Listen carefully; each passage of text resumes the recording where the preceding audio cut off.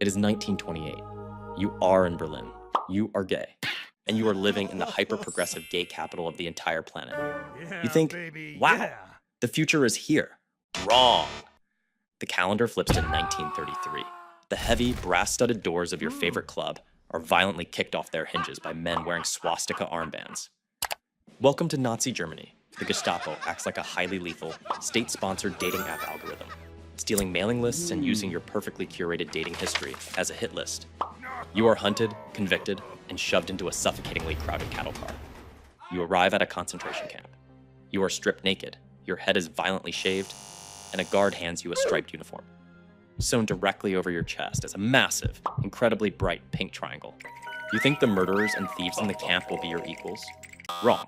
To a guy doing life for double homicide, your pink triangle makes you a PR liability. You are considered a degenerate by the other victims. You are handed a statistical death sentence in the gravel pits. But this is where the reality of your situation takes a deeply twisted, violently hypocritical turn. By day, the guards violently punish you in the courtyard for being a degenerate. But when the sun goes down, the power dynamics completely invert into a terrifying, non-consensual economy. Welcome to the horrifying reality of the Doll Boys. A brutal, scarred capo, a prisoner elevated to guard status, walks into your barracks and points directly at you. He doesn't want you for the gravel pits. He wants you for his private quarters. You are suddenly pulled out of the freezing mud and thrust into the darkest, most psychologically damaging domestic internship imaginable. You are essentially drafted into a non-consensual season of a twisted fascist reality show. During the day, this man screams homophobic slurs at you in front of the camp commandant. He violently shoves you to the dirt to aggressively prove his fragile masculinity to the Nazi regime. He practically expects a gold star from the SS for how ruthless he can be. But at night, you are dragged into his private, slightly warmer room. He tosses you moldy bread and a half-smoked cigarette. In exchange, you are expected to perform total, unquestioning submission. It is the absolute worst room and board contract in human history.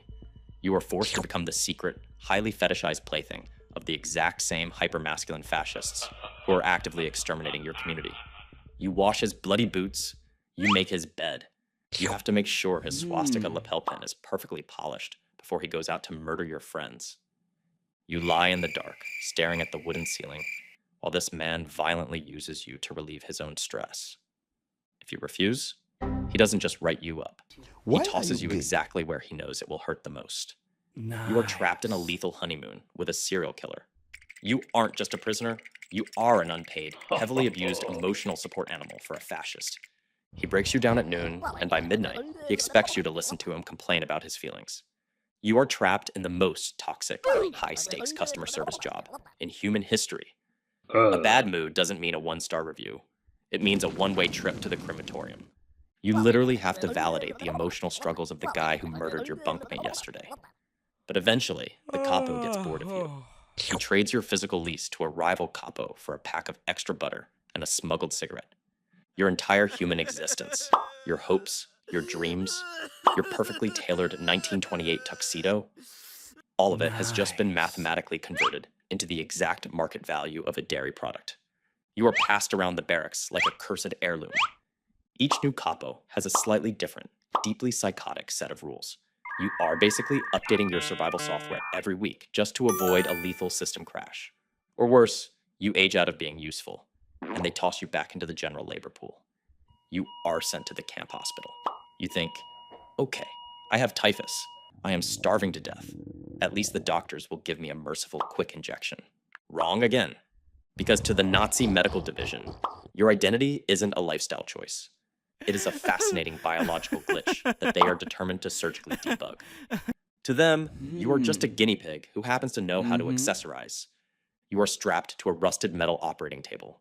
A high-ranking SS doctor walks in. He doesn't want to kill you. He wants to cure you. The Nazis treat your brain less like a human organ and more like a faulty iPhone. They are determined to jailbreak. And they don't care if they completely brick the device in the process. The doctor offers you a brilliant, state-sponsored medical loophole. If you agree to be castrated, they will reclassify you and let you out of the punishment block. You are so desperate, so shattered, and so terrified of the gravel pits that you actually nod your head. You agree to be mutilated just to survive. But the Nazis don't honor the deal. Once they permanently alter your hardware, they don't let you go. Instead, you become a permanent living test subject. Doctors like Carl Verna decide they are going to chemically engineer the gay out of your body. These guys have medical degrees but the ethical compass of a cartoon supervillain. They think they can literally swap out your sexual orientation like a faulty carburetor. They take an experimental synthetic testosterone gland, a metal capsule leaking massive amounts of livestock hormones, and physically install it inside you. They are basically treating human biology like a bizarre Pinterest DIY project. Let's just glue a pig gland in there and see if he suddenly likes baseball. They stitch you back up and throw you back into a cell. They stand by with clipboards like deranged scientists to see if pumping you full of artificial animal hormones suddenly makes you want to look at pictures of women. Spoiler alert, it doesn't. You are left in agonizing pain, suffering from massive internal infections. Your body violently rejects the metal capsule, while a guy in a white coat takes meticulous notes on your fever dreams.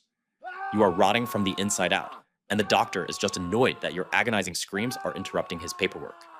Most men who go into this medical theater leave in a wheelbarrow. Somehow, against all mathematical odds, you survive. You endure the gravel pits, you endure the midnight visits from the capos, you endure the surgical mutilation. It is 1945. The ground shakes. You hear the rumble of tanks. You hear shouting in English. The heavy steel gates of the concentration camp are violently thrown open. American soldiers roll in. Swastikas are torn down. You think, cue the Hollywood ending. Cue the swelling orchestral music. The nightmare is over. The Third Reich has fallen. You watch political prisoners get hugged by liberators. You watch Jewish survivors gently loaded into medical transports. You watch captured resistance fighters being told they are finally going home. The GIS are handing out Hershey bars and lighting cigarettes for the survivors. You stagger out of your barracks, weeping tears of absolute joy. You are free.